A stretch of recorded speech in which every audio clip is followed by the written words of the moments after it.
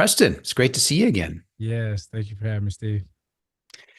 Well, you have a new book out, and it is called Wealth in the Key of Life, Finding Your Financial Harmony.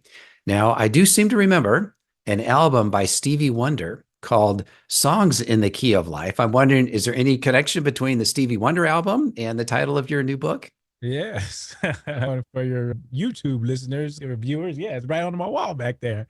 All right. Yes, absolutely. It's one of my favorite albums of all time, and I think it's the one of the top five albums of all time on anybody's list. But I'm a little biased. Okay, so I think Superstition was one of the songs on that album, if I recall Superstition, correctly. yes, and Love's in Need of Love Today. Okay, so Is what was your favorite song on the album? That is my favorite song, no question. It's the Okay. first song. I sometimes I don't even get past, but it's a no skip album. Is there any particular lyric or something in that song that really connects with you? You know, good morning, friends. It just kicks off. It just grabs you right off the bat. It's one of those when you hear a drum lick or something like that, right? It's the just welcomes you into the album and at that first line. I think the first line just does it for me. Okay, perfect. All right.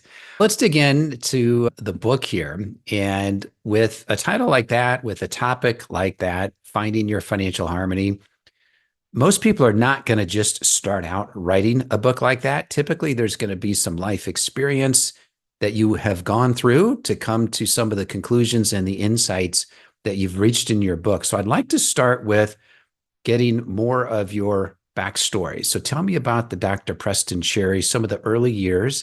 What are some of the experiences that you had in the early days that you think have shaped and influenced what actually came out in your new book? Great question. It reminds me of Motown 25 when Michael Jackson was dancing with his brothers when he did the moonwalk and they did the old Jackson 5 songs. And then he said, I like the old songs, but now it's time for the new song. You're good at this, Preston. You're singing, you're Michael Jackson impersonation here. And it reminds me of a question. It's before and after this transition that you asked about. And my transformation was 2016. And I wanted folks to have the experience that I had, both professionally, personally and professionally. See, it was an awakening. I've had it inside of me my entire life. People have called me an old soul. And I've been on the go for, I'm 45, about to be 46. And I've been on the go for a lot of years, I'm living my aspirational life. Aspiration is a big word that I use a lot. Yeah, and I've seen myself. I have high aspiration for myself, a high bar, and I've chased it because I've been there's been a lot of inputs placed inside of me, Steve. And so I have this self-worth and self-value that's been instilled in me for a long time. And I just believe that I can do something with myself. And so over the years, this is what the journey has led me to. Now, life is not linear. And I've had internal struggles coming up. We didn't grow up, my sister and I didn't grow up poor or anything like that. We grew up middle class. But we had some family traumas sometimes, like any other family would do. I had some social ills. We didn't grow up in the most socially friendly environment because we grew up into the suburbs trying to get education, a better grasp on education, trying to get up a leg up on life. And so there's a lot of things I didn't deal with growing up as a young adult as I was going after these aspirations. That led to some what I call the fog years. And I seemed like I lost about 7 years of my life, seemingly until my mother summed it up for me. She said that there's reasons for seasons and there's a reason why you went through those. And if you didn't have those seasons of struggle and, and thank goodness, resilience, then you wouldn't be where you are today. And that struggle was a long time. I kicked it off. I kicked the book off with that chapter that said it's not funny, not funny is I don't know from lack of a better word, but to put that in just a few pages, 7 years. And then 2016 came and I figured out a couple of years before that started the journey, the transformation. And I'm very candid in the book about what it was and many of things, but I struggled with the bottle and I was just trying to find myself, trying to find my way. And I just figured out what I didn't want to do anymore. I didn't want to live like that anymore. And I did figure out that I was wasting opportunity, what something special that was inside of me. And so I figured out what I didn't want to do anymore. And I figured, what do I do want to do? And I started my journey back to healing. And then 2016, what you're seeing now all together, I will get into a little bit of it throughout the show, is it started right there. And the word is transformation. Was this transformation, was it a light bulb moment, or was it something more, things just happened over time and you just finally decided one day I've had enough? Or was there an inciting incident that precipitated this transformation? I just got tired. I got tired. I was like, I've had some very good milestones, of triumphant milestones in my life. Not everything was trial. I've had some champion milestones in my life, right? I remember at 28, I was offered this position at 28 that I would think a 40-year-old should be getting. And the offer was so good. It came in a manila package, Steve, and they were stapled together. I didn't think jobs or careers had offers like that. I thought you just show up, get your paycheck, clock in, clock out, and all that. And matter of fact, the job offer was so good, I thought it was a lie. I had to go to a mentor and ask them, can you check this out? Do they offer stuff like this? So it was a true package, right?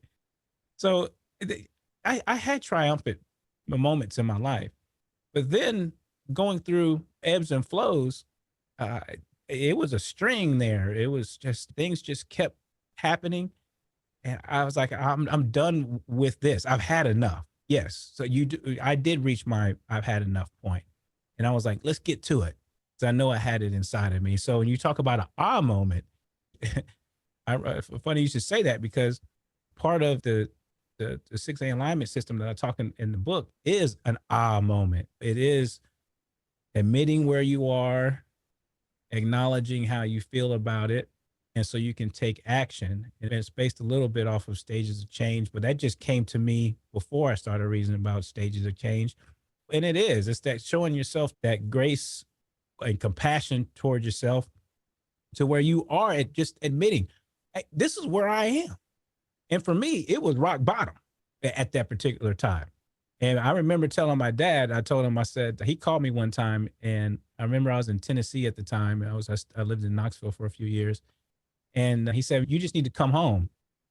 And I said, I'm pretty much on my way. I can see the bottom. I remember the conversation like it was yesterday. I said, Pop, I can see the bottom. It's real near. I'll be home in probably 30 days or less. And so I knew what rock bottom was, because I was near it.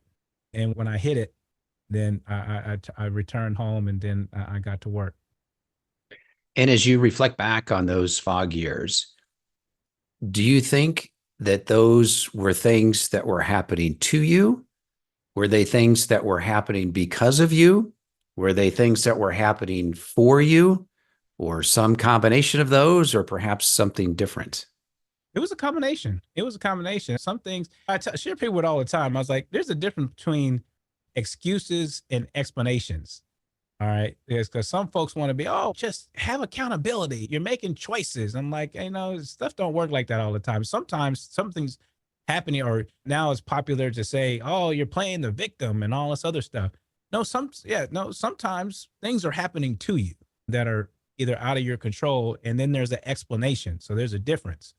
And there were some things happening to me sometimes.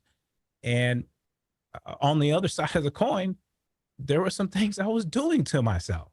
So there were something and I had to work through that, Steve. So that was a process in of itself. That's that admitting and acknowledging, because acknowledging is forgiving oneself, to work through that. And that's not easy. And admitting what side of the coin that a person's on. Yes, I had my situations where it were done to me, to where I was more talented than others, or I probably should have been next in line for a promotion, or a number of things. But there was also on the other side, it was like, Preston, I'm talking to myself and looking in the mirror. You came up short there, pal, because you knew better in this particular situation. So there is accountability on that side of the coin. And guilt is very hard to, guilt and regret are two different things, and shame. And so processing those was the only way in order to work towards forgiveness of oneself. So then you can, I call it cleansing the palate. So it cleanses oneself to be able to get that strength and energy and spirit in order to take that action step. You're a professor. You also have your own financial planning practice. So talk to me about the bridge between the experiences that you're describing here and how those translated into perhaps what you teach as a professor, and perhaps also how you apply that to your financial planning process with your clients. I'd like to understand how the life experiences that you've had have shaped and influenced the financial planning process that you've developed and that you described so eloquently in your new book. Sometimes you don't know what you don't know, Steve. I didn't know that my parents would be giving me inputs throughout life that I would be using professionally all the way in the forward years. I didn't know that. I didn't know I'd be using some of them in life. My grandfather told me one time, I think it was 12 or 13, he said that he asked me at the end of one of his lessons, he told me, do you understand what I'm saying, son? And I said, no, not really, Papa. And he said, oh, that's all right. Just keep living, son. Just keep living. And funny enough, there's a few things that I'm still using today from my parents. Oh, there's a lot of things actually, a lot. And two things that my parents instilled in my sister and I were self-worth and self-value. These are compoundable assets that I truly believe that if people have these instilled in them, then they have pretty much all they need. Obviously, you need some resources as well. You need financial resources. I believe that. But if you have these two resources, you can become you can do pretty much anything. You can be resilient and do a lot of things. One thing that I received from my mother that helps me practice today is compassion, and her her grace, her wanting to connect with people, and her vulnerability. These are key words today. People announce what they're going to be. Oh, I want to be vulnerable with you right now. I'm like, why do you have to announce that? Just be vulnerable. But my mother, she welcoming, vulnerable, open, authentic, all of this. I received that from my mother. And I received some of my other skills from my father, which is leadership, decision-making, choices, all of this. And I got that from my mother too. But those other components, I was speaking of my mother, now full circle, money in an equation is feelings plus finances equals flourishing. And you need the quantitative along with the qualitative so you can get to the flourishing in life. And my dad, there's no gray with my father. There's black and white. There's yes and no. And sometimes he'll get into the gray area now that he's a little older. That's the numbers part of it. The numbers make sense. So your financial freedom number, that's the finances. So you got a strategy. And then the feelings are the qualitative. That's my mother. And then you get into flourishing. So now being a thought leader in money psychology and being a president of financial therapy association a couple of years ago, and being considered a financial therapist and a financial planner and all that, and being considered a people-centered, life-centered person, all that. Funny enough, I should get all that before I went into all this Ph.D. and practitioner stuff 20 years, 20, 30 years down the line. That's where it originated from, is that, and I'm pulling all those lessons into what I've learned academically, professionally, and all that. So you are probably more so than just about anybody on the planet are aware, with your financial therapy background and your PhD and all the work that you've done, the impact that what we're hearing in our childhood years can have upon us in our adult years. So you just mentioned some of the things that you learned from your mom and your dad and your papa about life. And I'm imagining some of those are in the book, but are there things that you heard growing up that now as an adult, based on what you know today, you're like, that actually was not good advice, or that was some programming that took me years to get through and figure out and make sense of or not make sense of? As you think back, were there some things that you were hearing or learning or being exposed to that now you're like, whoa, time out. That was not good. I don't want to raise my son to have that kind of programming. Yeah, yeah. There's some good. First of all, the good of it, the fancy word is financial socialization, and which is just money talks in the home.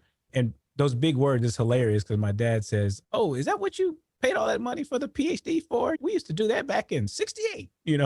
So he says just money talks. And he's right. But yeah, we had money talks, Steve, in the home. We talked, and so that's a blessing. We were fortunate, and we had money talks such that we recorded some of our family meetings. We still have them on cassette tape. Hmm. And that welcoming environment to where we were able to talk. Now we still got spanked back in the day, and they don't do too much of that nowadays. We got disciplined that way, but we were able to talk. We didn't. There wasn't abuse from my generation. We were able to talk because my dad's generation there wasn't no talking back in the day, right? But we had money talks in the home. We had money talks in the home. We had money talks about saving and investing. Now, here's the thing.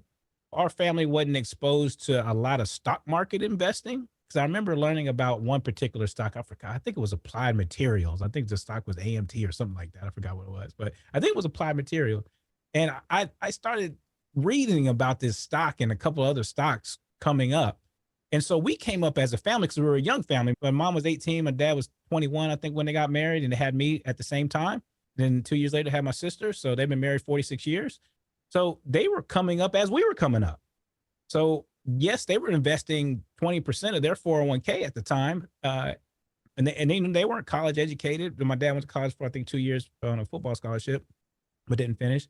They were learning as they went. And so kudos to them for socking away 20% of their savings in 401ks and actually wanting to learn as we learned about the stock market and all that. So those were good lessons. And there's many more, actually, emotional topics that we talked about, which was being resilient. I know that's a popular term now, right? It's an SEO word, but roll and adapt is the non-SEO word that we talked about in our home. You got to be able to roll and adapt. If money's going good and all that type of stuff, okay, fine. I remember, I think it was the 89 Christmas. I think Batman was out at the time. And we had gifts flowing out the dang on door. We tripping over gifts. And then 2 or 3 years later, I think my pops lost a job at the time, and Christmas was just okay. But we were always remembered what the spiritual essence was about. But we also said that doesn't define us either, as far as the material items are concerned. Material items are good, and we enjoyed them in our household when we had them.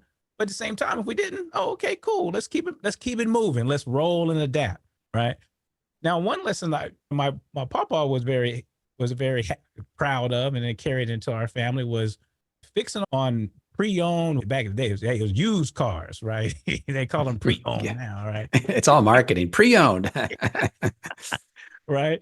And my pops was able to find very good pre-owned cars. We had some good pre-owned cars over our time.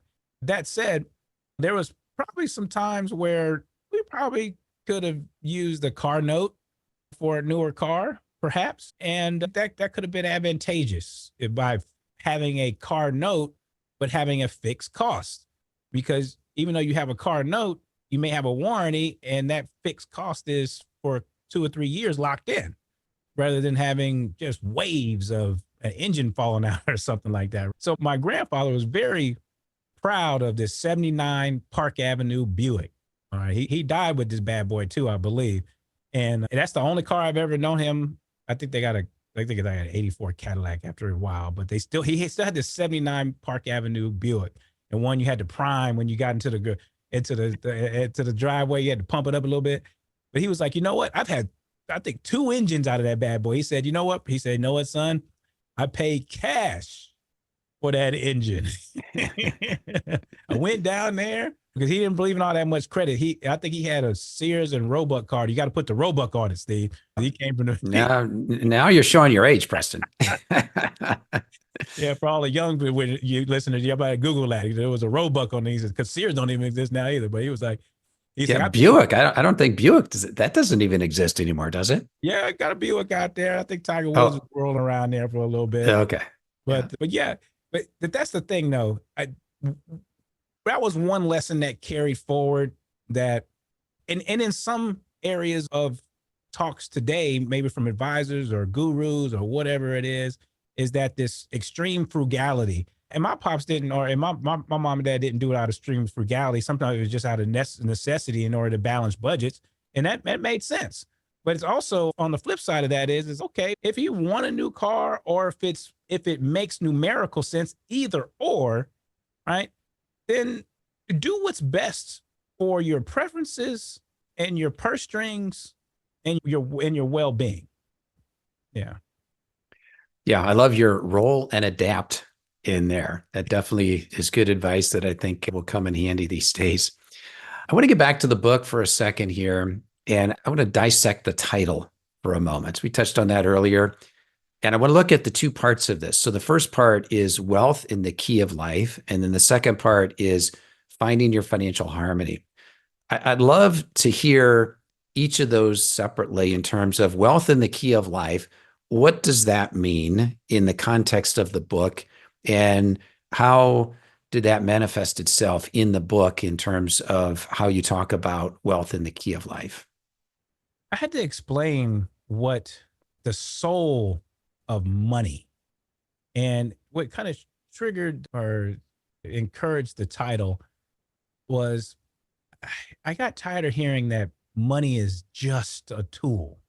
All right. And it just pissed me off a little bit. Excuse my French. I want to know how the French feel about that. But it's just a tool. I'm like, downplay. Not it does. It downplays the essentialness of money, or money is there's more to life than money. There's more than money. And I'm like, okay, but money is essential.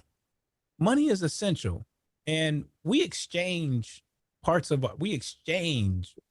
our livelihood, our existence for money. It's toil. We work hard for it. And then we align it to our everyday livelihoods, what our aspirations are, what our struggles are, whatever that makes that humanity of money. It's the essence. So I, I needed something to describe that. And so one of the terms in the book and something I say often is money is just not a tool. It's a partner with a soul, and it's an essential part of our existence. And it's a reframe. It's a reframe, Steve, because I don't want to downplay its importance, because so often right now, because a lot of the book is a book of permissions. It's a book of permissions to shake off stigmas, to say out loud that yes, money is important. You don't have to worship it or anything like that, particularly for those that follow faith as they find it. All right. But it is important because you're worthy of abundance. All right. And that's all in the Hebrew scriptures, by the way. But you're worthy of abundance in its proper order. But it is essential. It does have a soul. It is a partner, a tool, right? A tool is a tool. It doesn't have any soul. You're using it to, work the ground or do something, all right? But when you talk about a partner and you're dancing to a song, right? Then it has a soul. You hear music and it touches you, because money does touch everything that we do, whether we like it or not. Now, you can be happy or you can be fulfilled. Let me put it that way. You can be fulfilled with no money. But I don't know too many people. I don't know too many Dr. Kings or Mother Teresa's around here. So, so you can go to the park for free, right? But if you prefer to go to Disneyland or something like that, then you're gonna need a little change in your pocket. If I tease all the time, it's 1-ply or 2-ply toilet paper. Look, I like the little toilet paper with the little ridges on it. All right. Now I've had 1-ply before. It does the job, but barely. Okay. So everything is about quality of life being. Those fog years that I was talking about, I invested in, and thank goodness that I had the funds, the money in order to buy some health. Obviously, I had to make the decision. But I had to buy resources. That recovery wouldn't have been as quick. And it wasn't quick, but it would have been elongated. Right. So I needed a title to say that. And I've written poetry for 30 years now. Some for shoot longer than that. 'Cause I think my first poem was at 12 or 13 or something like that. So maybe 35 years or somewhere around there. And I love music. I love music. I got pictures of me laying next to the album collection that I have now. And my dad gave it to me when I graduated my master's degree in 2006. And obviously, we talked about Stevie.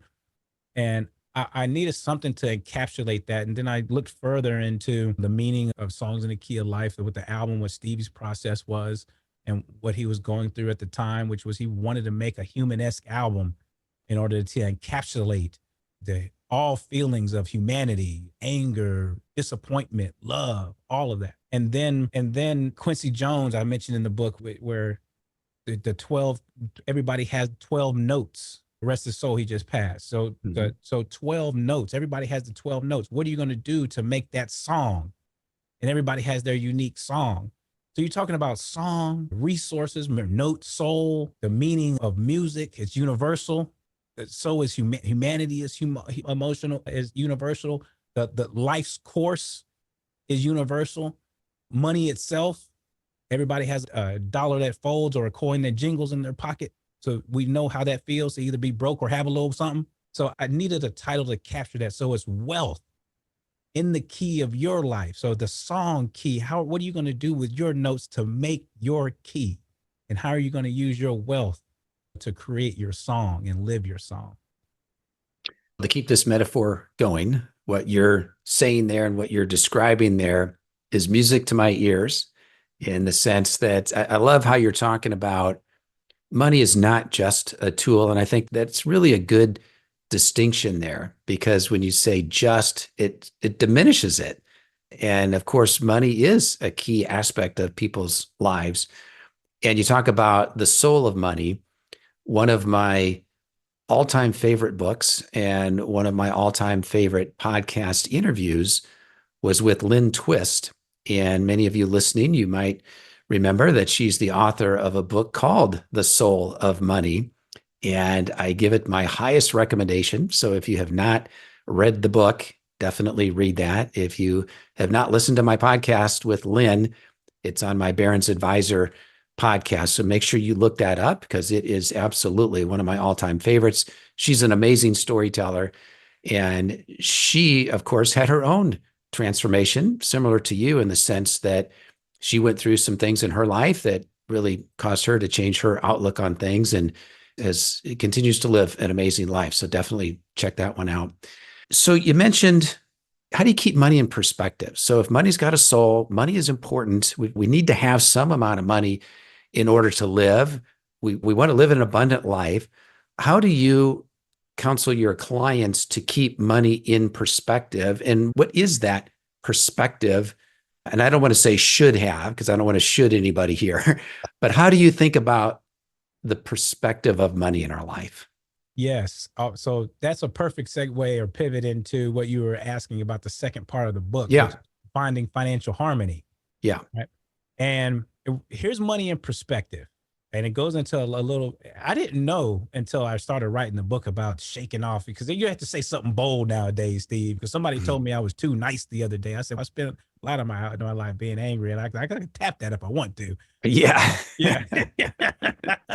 But they were like, if you need to say something, you need to start saying something, be more of yourself and be that. Be authentic, be real. Yeah. Be that get off my lawn guy. Let me see that part of Dr. Cherry. But so I was like, okay, let me think about that. So the financial harmony part is bringing together wealth and well-being. And what I got sick of, Steve, is hearing the true definition of wealth. What is true wealth? And there's a lot. Everybody's saying that now, right? What is true wealth?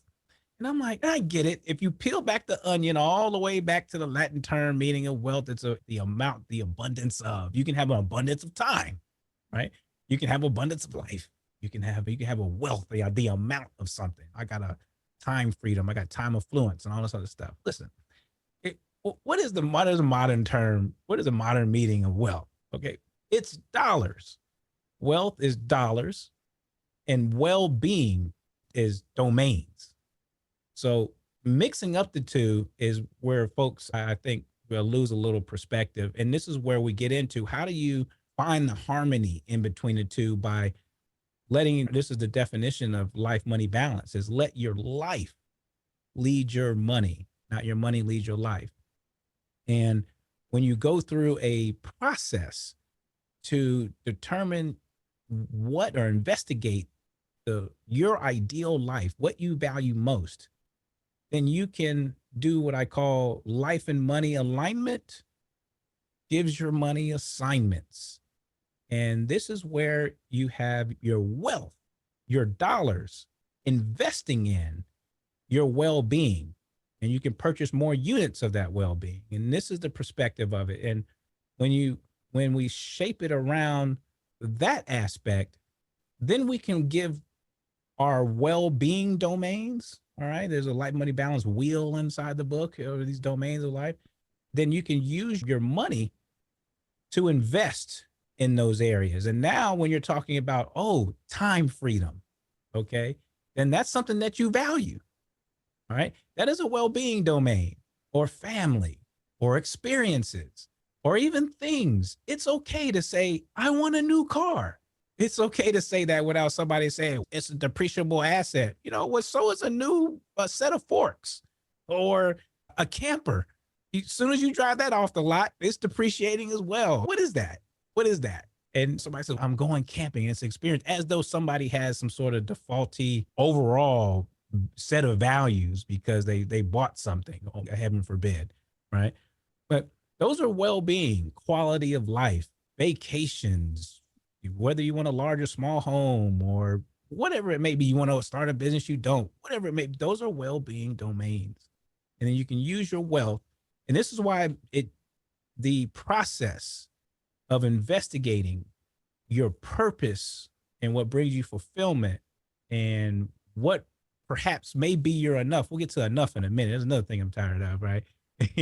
Because that is what it's okay to have a relationship, a healthy relationship with dollars, because you, as an individual, you're saying, I am building up my wealth and earning wealth in order to invest in the well-being areas that matter to me and my household. Because you only answer to the person in the mirror, I would say, number one, in order for those faith believers, faith as you find it. So that leaves that open bracket. Number one, number two, yourself. And number three, your family.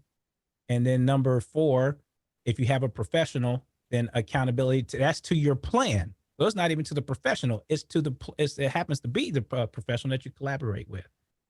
So finding your harmony is having wealth and well-being and finding harmony between that. And that gives perspective. And you mentioned true wealth, and I think you said you're a little bit perhaps tired of hearing that. And I go back, gosh, 20 years or so now, when I was working with Omani Carson, formerly Ron Carson, and we had a coaching program, and we also started another coaching program that we called True Wealth Coaching. And Omani had come up with a definition of true wealth, and his definition was everything in life that money cannot buy and death cannot take away. And so we built coaching around that. And of course, we talk a lot in our profession these days about true wealth, and various people have various names for that. And I'm 100% with you on what you're describing there in terms of finding purpose and really trying to understand what is most important to us in life. What I'd love to get your take on is there's a lot of peer pressure. As human beings, we succumb to peer pressure. And a lot of what we think is important to us, we figure out, okay, is society validating that? Or am I going to fit in, sort of thing? Do you find in your conversations with clients, or perhaps you personally, how you separate what is truly important to you or truly important to your clients outside of any societal peer pressure that says, oh, you need to have this kind of life, or you need to have this kind of car, you need to have this kind of house, or live in this kind of neighborhood, or take vacations to this kind of place? How do you help people really dial in on, this is what I want, and I'm not going to let all this outside interference influence what I really want? That's a good one. And there's two sides of the coin of that, actually, Steve. And I came up with something called, obviously people have heard mind your own business. I put a modifier in the middle of there. So it's mind your own MF business. So to make it real strong, so 'cause my dad told me a long time ago, he said, son, horses have blinders on for a reason, right? Because the horses, they get distracted. They looking left, they look, he put the blinders on so they can go straight, right? Hmm. And Yep. so that's why the modifier is there. And another thing is when you're in the airport, they tell you, they say, keep your eye on your own luggage. All right. Keep your eye on your own luggage.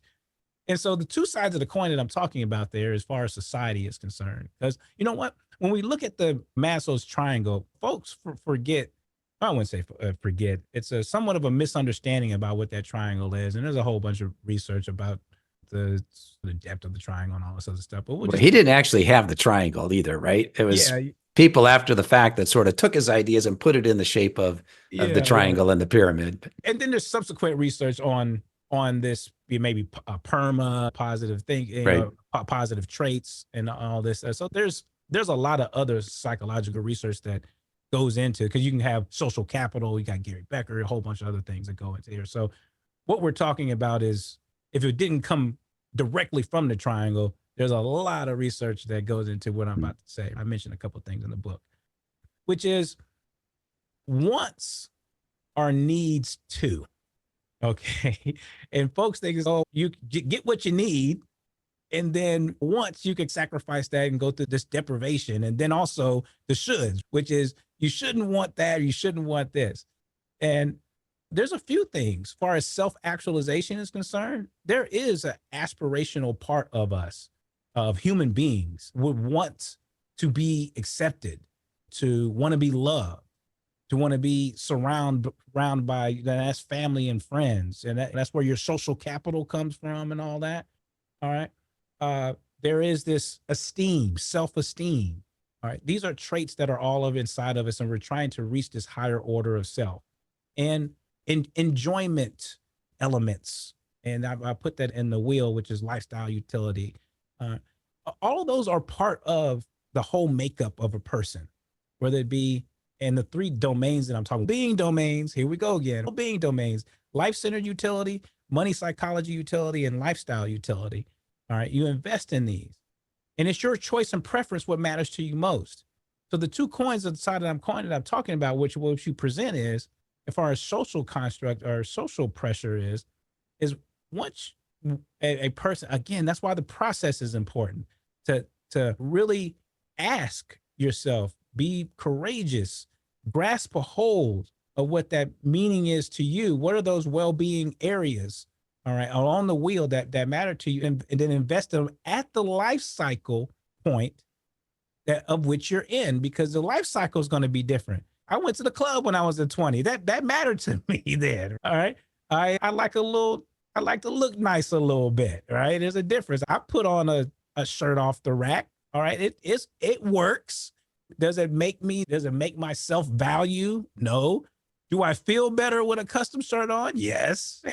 All right. And will I jump off a bridge if I don't have one? No. But later on in life, I may be my pops with 3 Tom Selleck shirts. He got the Magnum PI shirt. So point of life matters. So the point I'm trying to make here is that society may, once you've done the work, it builds a moat around you, Steve. All right. It builds a moat around you.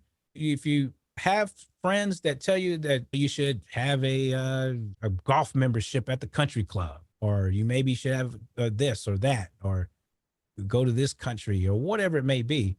All right, you have your moat. You have your moat. All right. It could be supporting adult children. We just had an episode about this, Steve, about supporting adult children until whenever. And but it was it was my first viral episodes, and people were like, "Oh hell, I've been supporting these little kids. They're not kids anymore." Blah blah blah blah. Everybody had this, and so that in of itself is a social pressure. All this. On the other side is, what if I want to take a month off from work and go to Italy? Or what if, as of right now, my experience is perhaps buying $1,000 pair of jeans or whatever it may be? What if that matters to me? Will I get rebuked? Or what about a golf set of clubs or something like that? Whatever it may be. So there's And it's not material. It's just what you value. Because I brought up kids. I brought up young people, adults. It could be anything. Funding school, whatever. So you can have social pressure from one side about what you should be doing or what you are doing, and you're judged for it. And the moat is, and this is why it's important for us, what advisors can add value to. And this is why the book is, it's to the consumers, but it's a book of permissions, is working oneself through to give you a boundary and a permission to say, you know what, this is my preference. It's preference, purpose, points. All right. And if you have a plan, then you're good to go. And particularly if you insert your person into it too. So these are the 5 P's that I'm talking about. If you have that and you're working through the process, then you can do what you want, and then you can become settled with that. And this is a form of financial harmony. You're using your wealth to fund into your well-being as you see fit. And it is a moat if you've done the work. It's one thing to be working with an individual and going through this whole process. But then what if you have a couple and we're trying to find financial harmony here? What happens if the couple isn't necessarily on the same page? How do you as an advisor work a couple through this process where they may have different beliefs or feelings about certain things? Right. It's back to perspective. And it's easier said than done, just like a lot of things. Right. It's about perspective. And a client is either going to have a moment with you that they're going to like, this is just regular old stuff, or they're going to have a when Harry met Sally moment. They're like, you know what? I want someone what they're having over there. And what is that? Which is, if a client can walk away and you're moving a couple from couples conflict to couples harmony, and that's within their planning process, they're going to be like, man, hey, my planner did that for me. Our wealth advisor, wow, we went through this and it was good for us, right? And we were able to come to an agreement. So there's a process of, and this comes with experience, Stephen, this is when you have that discovery meeting and you have the couples talking with you, either virtually or in front of you, and you come up with a topic and you say, okay, so how much of a young person's school we want to pay? Do you want to pay 100%, or do you want to pay 50%, or you want to go public or private? And then they'll look at each other like that. Oh man. So you got to let that marinate just a little bit. You can't jump in because it's either a topic they either talked about a little bit or one that they know they should talk about, haven't talked about it yet. But it's about perspective. And so what does that framework look like? 1, agree to agree. Agree to agree. And what does that mean? Do you want in this particular example, do you want your child to go to college or not? And yes, if both spouses are going to want to, they're going to, yes, we want the child to have some sort of formal education if they want to go. All right. So let's arrive there. All right. This is where we want to end up. So agree to agree. And then number 2, establish a good and welcoming environment, because if they're used to having conflict, then one of the avoidance steps is that, oh, I know you were going to bring that up again, or, oh, we talking about this again, or, oh yeah, here we go. And then it never gets past that. So have a welcoming environment and say, you know what, let's stay on topic. Since we know where we want to end up, let's hear each other out. And if that things get a little amped up a little bit, let's take a little 5-minute break and chill and come on back. So create that environment. Then number 3 is to hear the perspective of spouse A. Okay. Hear that and say, you know what, I'm going to express myself and what my viewpoint is. One spouse may have came up through college with a whole bunch of school loans and be like, I don't want the young person to struggle like I did. And then spouse 1B, right? Then let them go. So that's step 4, because that spouse may have said, I had college handed to me. I had to find myself at the college because I had so much handed to me. Right? So let the child struggle a little bit, right? But that's perspective, because we're talking about money perspectives here. And we're also talking about, both of them would say, we're trying to save for retirement and we're trying to live our lifestyle. What about that trip to Spain or whatever? And then also retirement. Should we be giving this young person all of our money? So you're hearing those perspectives. So allow both folks to present their perspectives. Then step 5, after you heard that out, is not to compromise. Not to compromise. We'd be like, oh, I thought we're communicating. So shouldn't you compromise? Because everybody got to compromise. Everybody got to give up something. Not necessarily. Compromise says I got to give up something. But if you come together, and if you come together, you don't feel like you're really giving up anything because you're vested in it. At the top, you've agreed that you're coming together, or you agreed to agree you're arriving at a point that you want to arrive. And then since the other middle steps have been done, you felt like you've been heard. You felt like you've been valued. You expressed yourself and you put it all on the table. You feel like your viewpoints have been considered. And so when you come together with all that information, all right, and you've had that compassion element now meet up with the finances, you don't feel like you're really giving up nothing at the end. You're not compromising because you don't feel like you're giving up something, because now you have met somewhere in the middle and you've arrived there on your own purview and you weren't forced. So that's the 5-step framework. I appreciate you going into some great detail there on that. And this idea of agree to agree, I really like how you frame that, because in the business world, oftentimes you'll hear this phrase, disagree and commit. And the idea is that if you're, say, an executive team and you're trying to make a big decision and you've got a couple people on the team that want to go one direction and you've got the CEO and 3 other people that want to go a different direction, and they hash it all out, there's going to be somebody's not going to get the direction that they want. And so to keep the executive team cohesive, the idea is, okay, I'm going to disagree, but I'm going to commit. Whatever we ultimately decide to go with, I'm going to commit to that. And to your point about why would you do that? Why would you, quote, compromise? And you just said, hey, don't use the word compromise. I really like how you frame that, in the sense that as long as I feel like I'm heard, that they listened to my point of view, maybe they adopted part of what I was trying to get them to move toward, but not fully. But I felt like they respected my viewpoint. And that's, short of them actually doing what I want, that's great. Okay. I can get behind that. They didn't agree with it. I need to be a big boy or a big girl and move forward and commit. If I can't commit to it, then I shouldn't be at the company because I have a fundamental disagreement. Okay. which is a bigger issue. So yeah, I really appreciate how you explain that. Yeah. And now you're going to get some people in trouble, Steve, because you said I shouldn't be at the company, because companies are households. Right. So now right. And we know a lot of the households don't make it. That's right. Because it is an economy. It is an economy. Yeah. Obviously, we're not trying to encourage that. I got your point. I was just teasing. Yeah. Yeah. So I want to switch gears here for a minute. And that is, instead of talking about what's in the book, I want to talk about the process of writing the book. So I've written a couple of books over the years. I've worked with a number of advisors who have written books and helping them think through the process of writing the book. I'd love to hear how this process worked for you.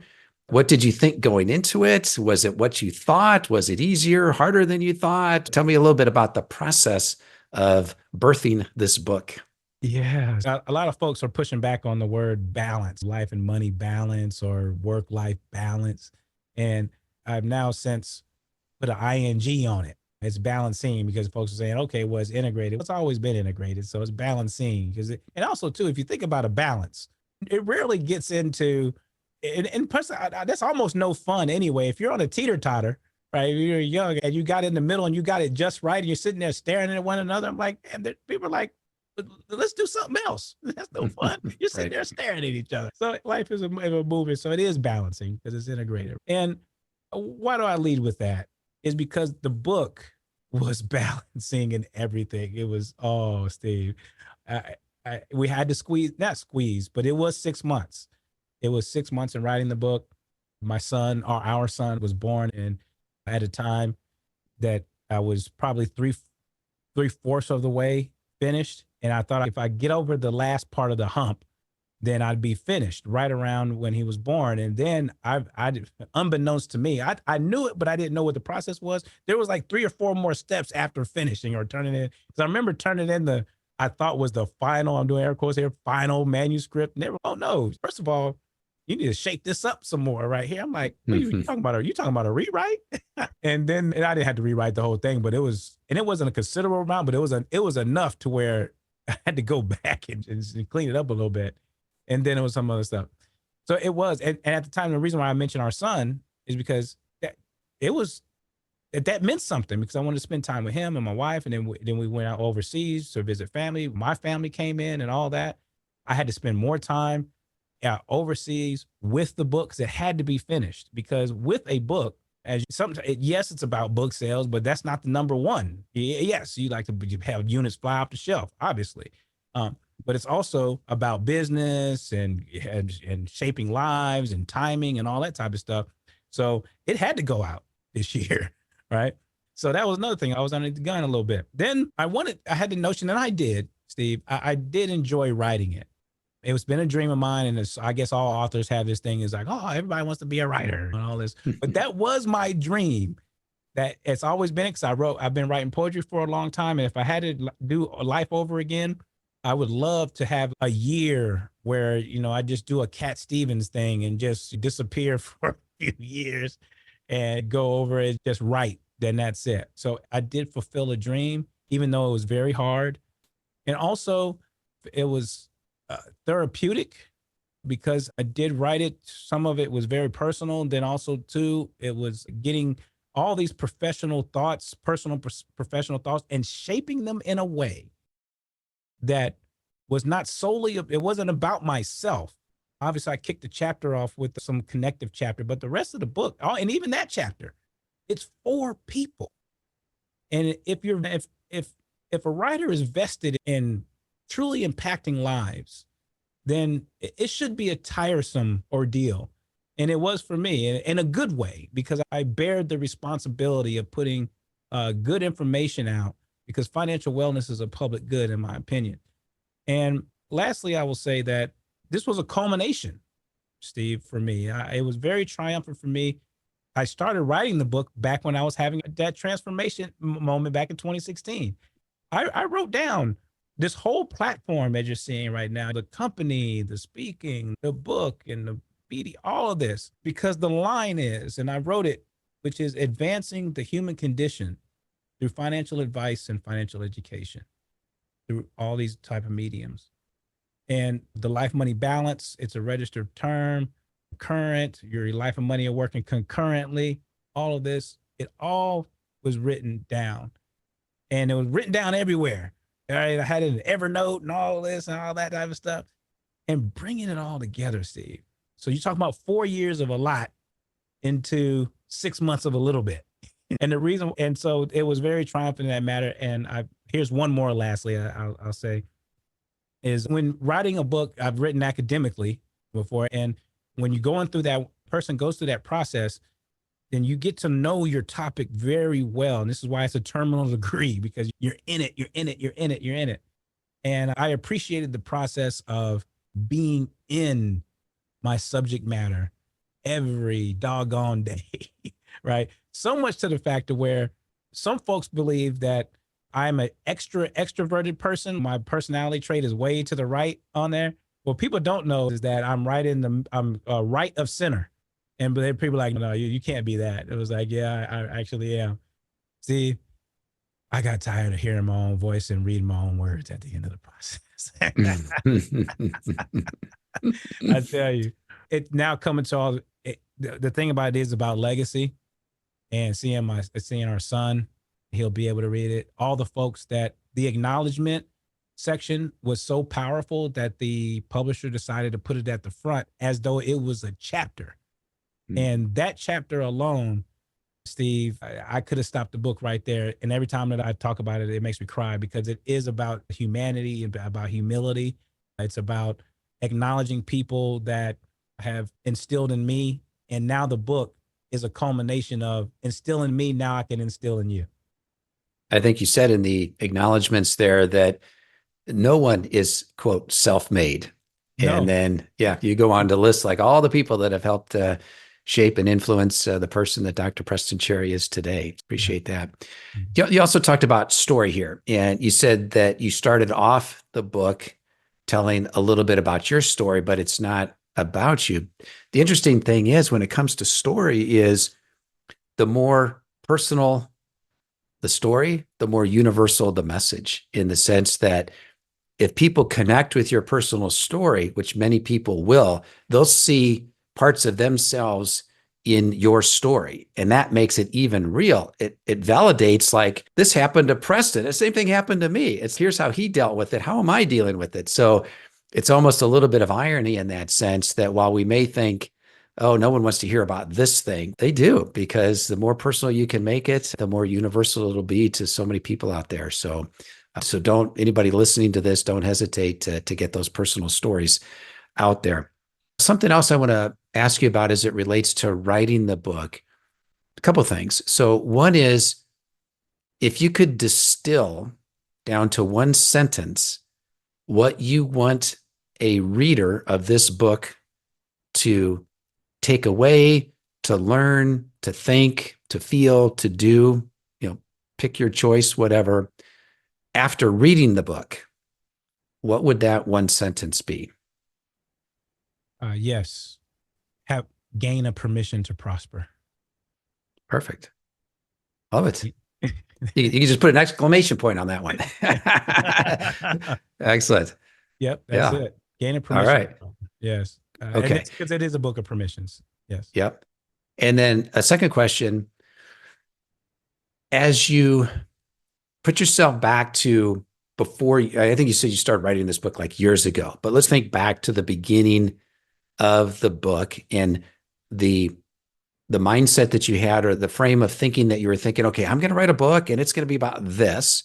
And then sometimes what happens is, at least this is what happened with me when I was writing, particularly the second book about Avalanche, the 9 principles of uncovering, discovering true wealth, is the book just takes a life of its own. It starts to develop. So as you're starting to write it, it's like new chapters start writing themselves based on what you just wrote. I didn't really pre-plan it that way, but just like you get into it, you're into the characters, and now the story starts to write itself. So I'm wondering, did you have any kind of experience like that? Was there any difference between what you thought the book was going to look like versus what it actually turned out to be after you got into the writing of it? Absolutely. Absolutely. The chassis was the same. The premise of what we all been talking about today.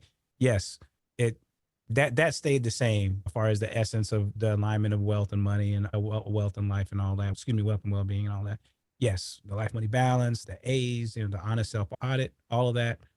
That stayed the same.